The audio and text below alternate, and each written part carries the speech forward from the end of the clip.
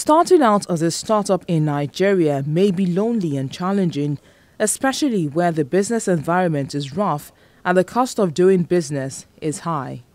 That's why models like sharing economy have helped to provide startups with information that enables the optimization of resources through the mutualizing of excess capacity in goods and services.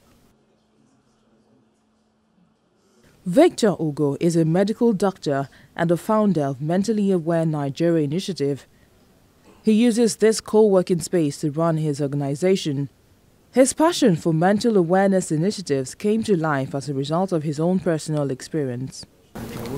I've been through this. I've experienced some kind of, to an extent, I've experienced depression, when I was in school, and I realized how tough it was for me to cope. Even as a doctor I understood what I was going through, but it was tough for me to cope. Now imagine if you didn't have any knowledge about it and you're going through it. I think it scares you. So what you don't know scares you. So just looking at that, it was I think it was a no-brainer for me, because I felt, these guys, everybody needs to make an impact in some way. And if I'm just like every other medical doctor who just comes out from medical school and decides to go straight to work for a federal hospital and just go ahead with my life, then I'm not making any impact. So I'm trying to look at ways I can actually affect my community positively and then solve a problem that is prevalent in the society. Nwanne Nwanwo is an associate of Starter. She and her team uses this co-working space to run their daily business activities, which focuses on providing entrepreneurs in Africa with business support content, tools and opportunities required to launch, manage and scale a business startup. Most of the time, it's hard starting. We all know this, that it's hard to start a business generally. It's even harder in Africa, and I'll tell you that it is hardest in Nigeria.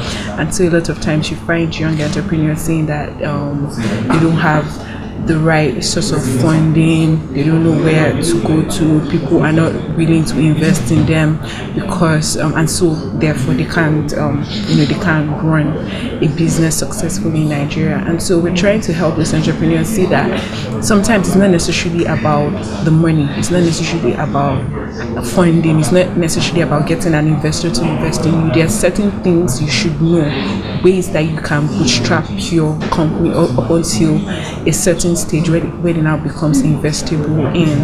And so we like on our website we have a blog post where we put up different articles for entrepreneurs to read, and it would help them to know, keeping them with the right information that they ought to know to help them build and scale their businesses.